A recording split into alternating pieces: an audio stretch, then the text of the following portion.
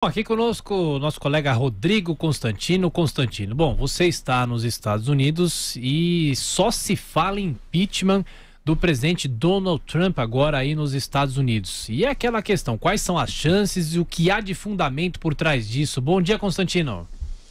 Bom dia, Tiago. Bom dia a todos que nos acompanham. Olha, de fato, a coisa escalou e muito rápido. Mas vamos colocar em perspectiva. Desde que Trump foi eleito, os democratas sonham com o impeachment e buscam algum pretexto para poder levar adiante isso.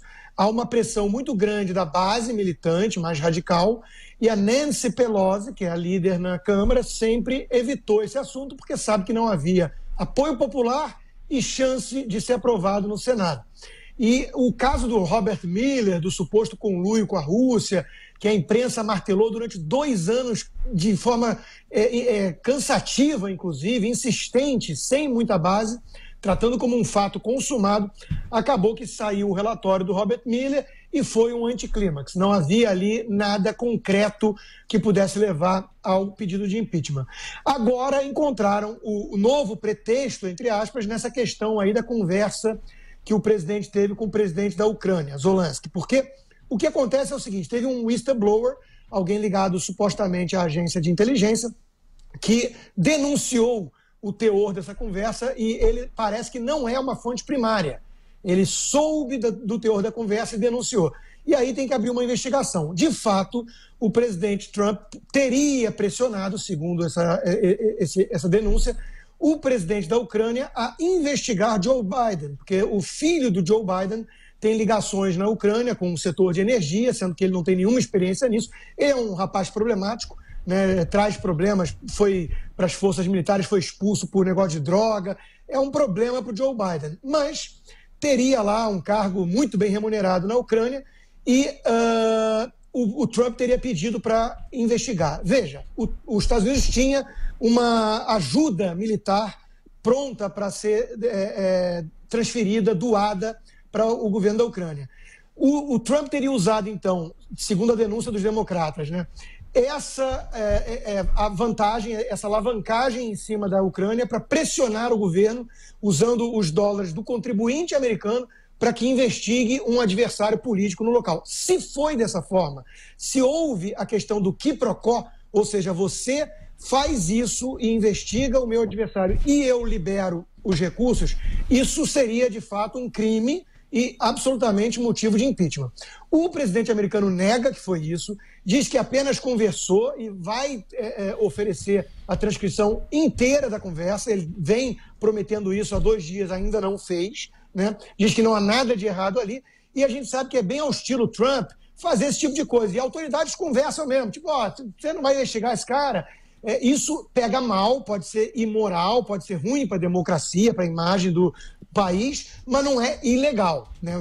Lideranças fazem isso o tempo inteiro, né? Inclusive os democratas que são muito hipócritas, tem o caso do Ted Kennedy, famoso, o leão do Senado, que teria ido pressionar a KGB para que fizesse alguma coisa contra o Reagan na eleição da década de 80, a própria Hillary com a Ucrânia, né? Então, e o Joe Biden, que foi acusado pelo Trump de ter feito a mesma coisa.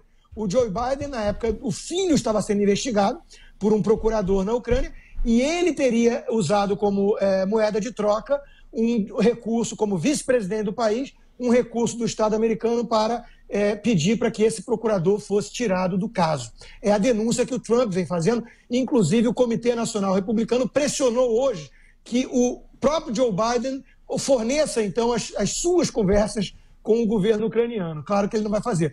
Então, a questão está nesse ponto hoje, né? O Trump teve uma conversa com o presidente da Ucrânia, o estilo dele é esse estilo mesmo, de falar, por que você não investiga o Joe Biden? Se foi só isso e 2 dias depois os recursos foram liberados, a ajuda foi transferida e o Joe Biden não foi investigado.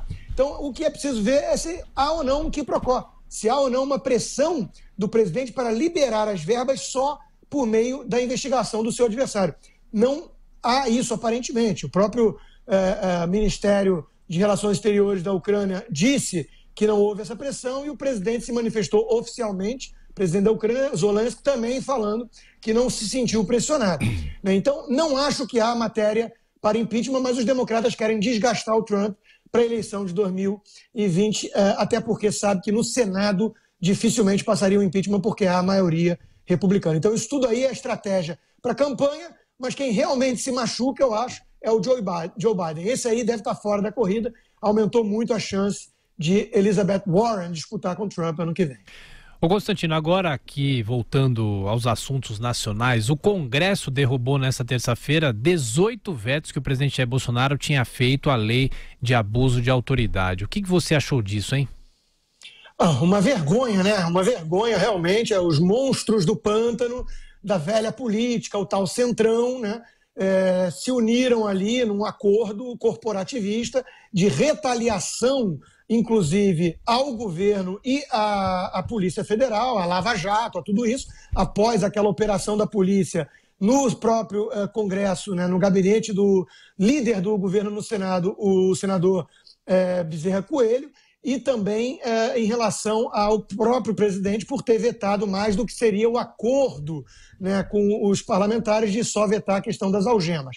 Então foi mostrar força, independência, protagonismo, retaliar ao mesmo tempo, e tudo isso usando o quê? Usando a sociedade como bode expiatório. Quer dizer, quem paga o preço é a própria sociedade, que vê uma lei ser aprovada de forma muito mais vaga, subjetiva em relação à atuação da polícia, dos juízes, tudo aquilo que o presidente Bolsonaro, com coragem e um custo político elevado, tinha vetado, né, sob muita pressão da sociedade, uma demanda muito grande popular para vetar aquele absurdo que foi a lei, o projeto de abuso de autoridade. Então, tudo isso é muito vergonhoso. Eu acompanho a indignação do deputado, por exemplo, Marcel Van Hatten, do Partido Novo, que desabafou ali no plenário realmente de uma forma muito firme, né, veemente, contra essa baixaria, até porque jogaram para a semana que vem a urgência de uma reforma como a da Previdência para fazer esse papelão aí contra a sociedade só para retaliar a Lava Jato e atingir o governo. Então tudo isso é muito vergonhoso, mostra como é difícil, de fato, você trazer uma nova visão da política para Brasília, né? Essas figuras do pântano continuam prosperando por lá, e Davi Alcolumbre, o presidente do Senado, caiu muito e se aproximou muito ali de uma gestão à la Renan Calheiros, né? É uma mancha muito grande para a sua gestão como presidente do Senado, e a sociedade tem que ficar de olho e exercer sua pressão, porque cochilou, o cachimbo cai, e o preço da liberdade é a eterna vigilância. Rodrigo Constantino, bom trabalho para você. Bom dia a todos.